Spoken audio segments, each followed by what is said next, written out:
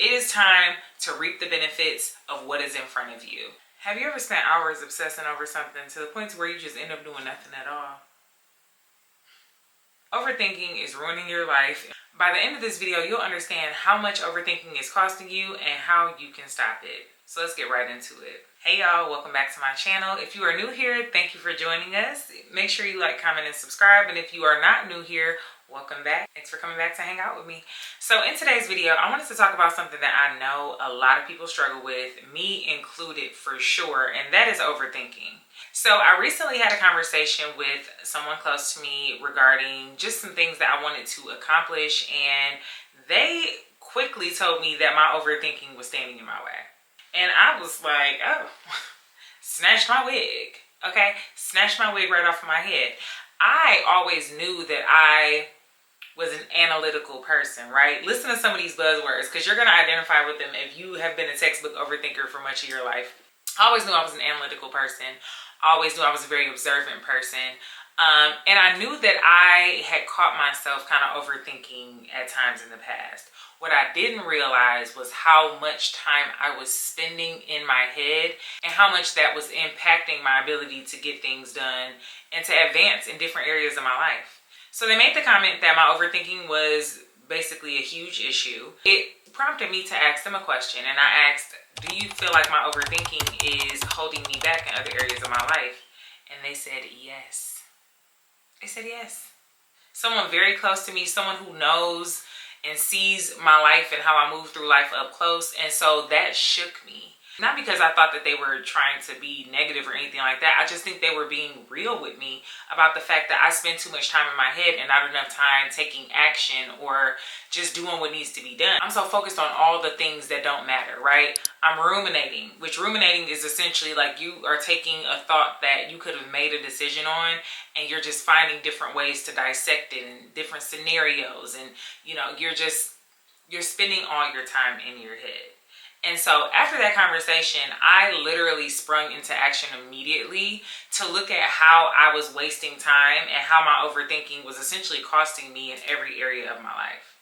Now, this isn't to say that I'm totally cured, right? It's not an overnight change, but it is to say that by the end of this video, you might have a new perspective on your own experience with overthinking and how it may be costing you very dearly in your life. So overthinking is just what it sounds like. You are taking a simple thought and you are overanalyzing it and spending too much time to come to a decision or a solution on whatever the thing is.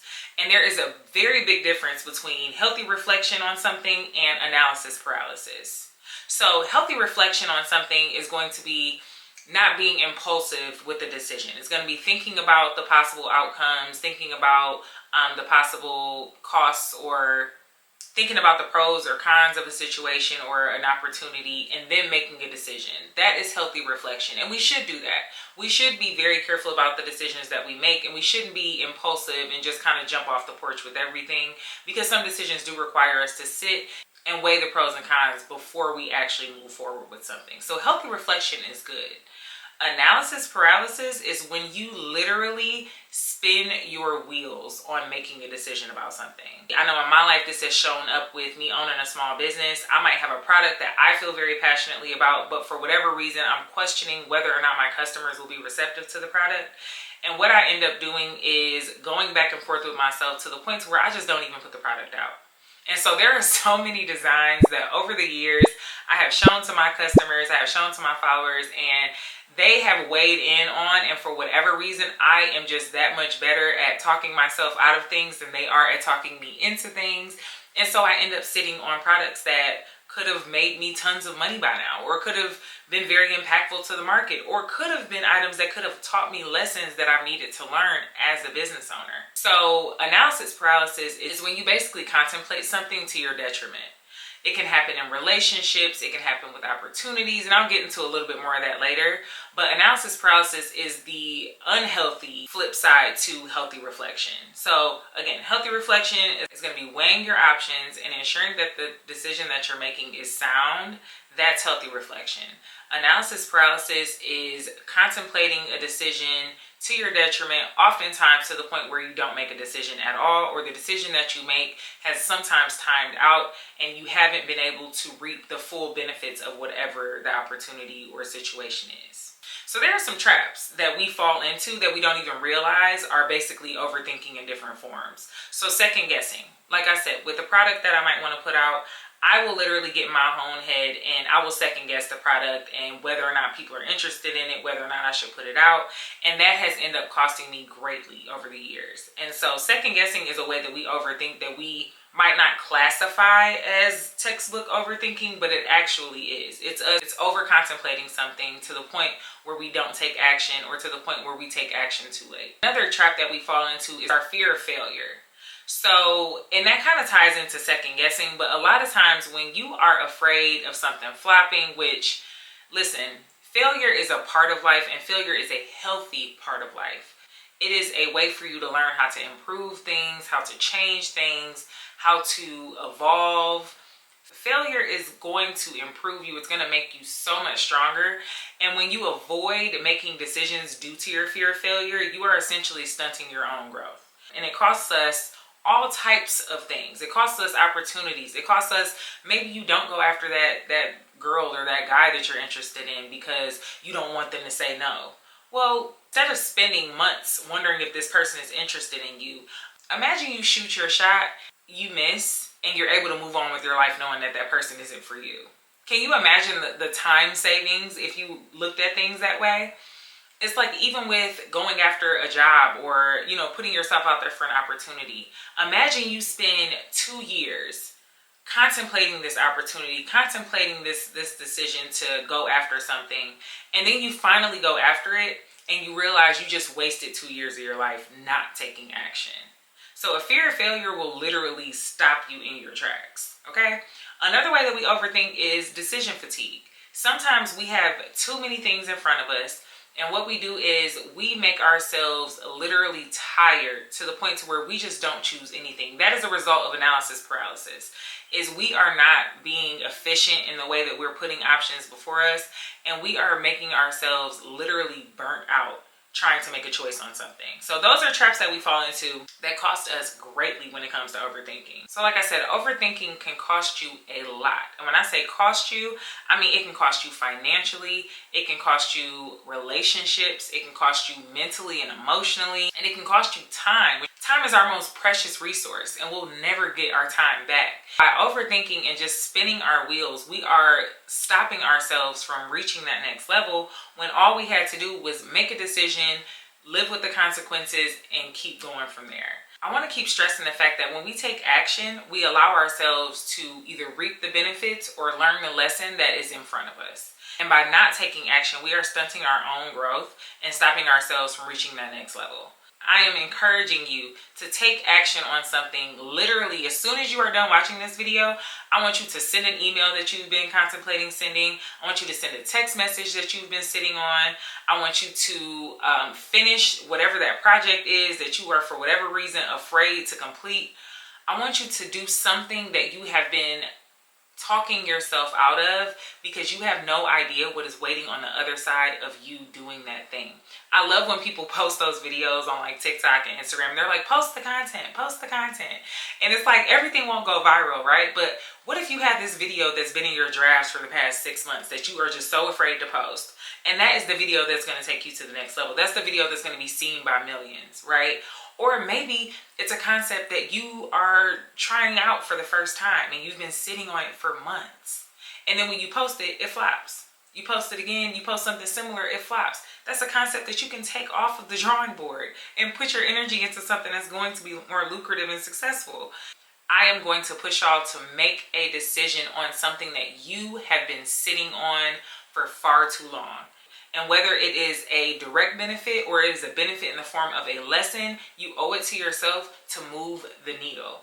And overthinking is stopping you from moving the needle, okay? It is literally ruining your life, and it's time for you to be done with it. So next we're going to talk about how you can stop overthinking. Here are some things that you can do starting today, starting as soon as you are done watching this video. Here are some things that you can do to stop overthinking and to get in control of your thoughts and finally start moving that needle forward. So number one, and I love this one, set time limits for decisions. So there are plenty of timers on Amazon. I will link some below, but there are timers that you can use that have predetermined time intervals on them. So it might be like 30 seconds, 5 minutes, 10 minutes, 20 minutes, whatever. Use those when you have a decision that you need to make or you have a task that you need to complete. Because another thing about overthinking is it's essentially procrastination.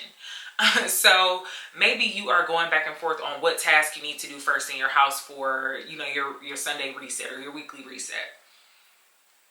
Make a list. Okay, I need to do laundry. I need to clean the bathroom. I need to wash dishes. I need to vacuum, whatever it is. Make a list of things and use that timer to help you get those things done. Turn the timer over to whatever amount of time you've allotted for that task and get to work. Don't waste any time. Turn it over and get to work. I promise you will be so shocked at how much more quickly you are getting things done. When you have big decisions to make, maybe give yourself 24 hours max to make a decision. And that is going to allow you to become more succinct in your decision-making skills, but also it's going to allow you enough time to review whatever it is you need to review and then make the decision so you can move forward. There is no reason you're spending a week making a decision that you could have made in a couple of hours or a couple of minutes for that matter. Reclaim your time by not overthinking as much as you have been. Number 2, and this one speaks to that fear of failure I talked about. Reframe your mindset to look at failures as learning opportunities, or look at mistakes as learning opportunities. Fail and fail fast. And essentially what that means is the quicker you put something out there, the quicker you can see how well it's performing or not performing for that matter, the quicker you can make iterations to that product or that software, whatever it is, the quicker you can make iterations or changes to it, the quicker you can get a better product to market. And that is something that you have to think about for your life. Of course, like that applies to, a software service or a new product that's coming out, but that's something you can do for your life. When it comes to a relationship, if you are contemplating going to couples therapy, make the appointment. Go to therapy, see if it's something that's working for your relationship, and if it's not, try something else. But if you sit on the idea of possibly going to therapy for 6 months, maybe your relationship suffers more in that time than it had to. So reframe your mind to look at mistakes and failures as learning opportunities so that your fear of failure is not holding you back from making decisions or making you overthink and waste your time. So another thing that is really helpful is practicing mindfulness. And so a lot of the reason that we overthink is because mentally we are jacked up. Okay, we got too much going on, right? We're thinking about family, we're thinking about friends, we're thinking about work, we're thinking about relationships, we're thinking about all of these things all the time. And so practicing mindfulness is a way for you to get in control of your thoughts, for you to calm your mind down, and for you to be able to make decisions and make them quickly, make them clearly, and be able to move forward. And so mindfulness can look different for different people. Meditation's a great way to practice mindfulness. Meditation's a fabulous way to just bring peace and clarity to yourself. So I definitely recommend meditation, and I will put my meditation playlist in the description box. If you are interested in getting started, I have one for Spotify and one for Apple Music. So whatever platform you're interested in, you can try mindfulness for yourself. You can try meditation for yourself. And there are also apps that you can try for meditation as well. Whether you have an Android or an iPhone, there are plenty of apps out there that have guided meditations that you can try, or breathing exercises or things like that you can try in order to calm your mind and be able to get some mental clarity. Another way to practice mindfulness is through journaling. I personally love journaling. My journal is literally right here. And I absolutely love journaling. I love journaling to help get things out of my mind, to brain dump, and just to find some type of mental peace. And so journaling is another really great way to practice mindfulness so that you're able to make decisions more clearly and also to clear your mind of all that clutter. So next is going to be taking imperfect action. One of the reasons we overthink is because we are trying to get things perfect. We want things to be just right. But the issue is we don't know if things are just right. And all we're doing is tricking ourselves into thinking that procrastinating is somehow making whatever this thing that we want to put out better. And that's simply not the case. So taking imperfect action means get the idea, make a plan, take action, and give yourself an opportunity to make changes and improvements to whatever that thing is in order to get it to a near perfect status. But it will not become perfect sitting in your mind, sitting in your journal, sitting on your iPad. It is so important to just take action and allow yourself the luxury of growing with whatever that thing is. I think we often forget that there's so much growth in the process, and so much of the process is the growth that we are interested in seeing in ourselves or in a situation. And so we have to learn to embrace the process.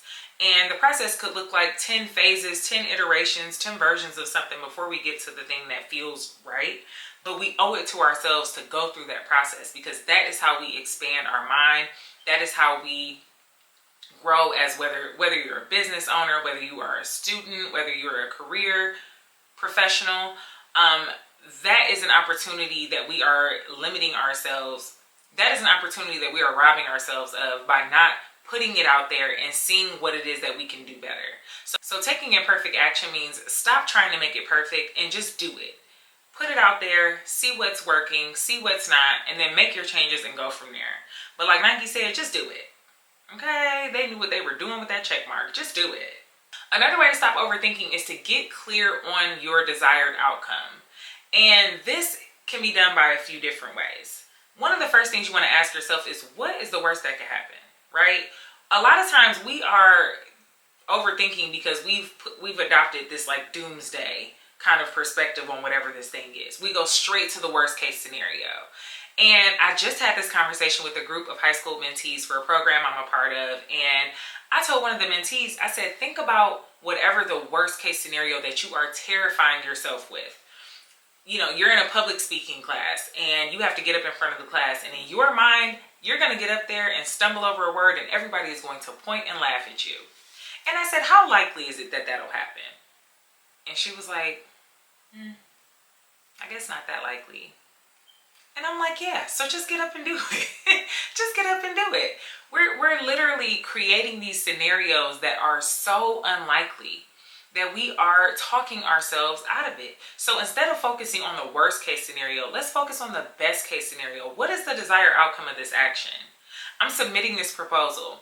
What do I want to happen as opposed to what do I not want to happen? Because why are we spending time focusing on what we don't want anyway? So if my desired outcome is to get this contract that I've been looking forward to, or to get this opportunity to book a meeting with someone that I've been wanting to talk to, why not focus on that being the desired outcome instead of focusing on all the ways that this could go wrong? And so work on that doomsday kind of like thing that's in your mind that's causing you to think that something is going to go wrong with this thing that you're going after.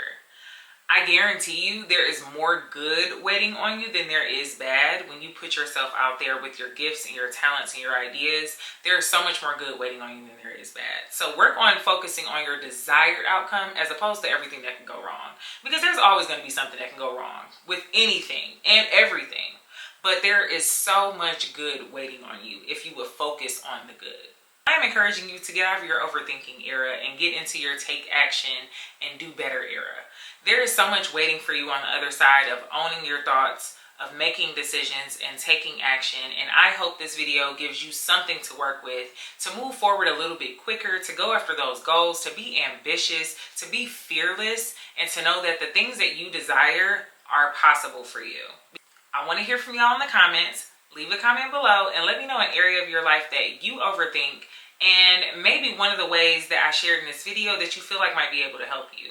And if you have ways that you have overcome your own overthinking, or ways that have helped you to get out of your head and to get into the world, then please leave them in the comments so you can help somebody else. Like I said, I will leave a link to the timers and everything else I talked about in this video in the description box below. Make sure you follow me on Instagram and TikTok, and I will talk to y'all in the next video. Bye.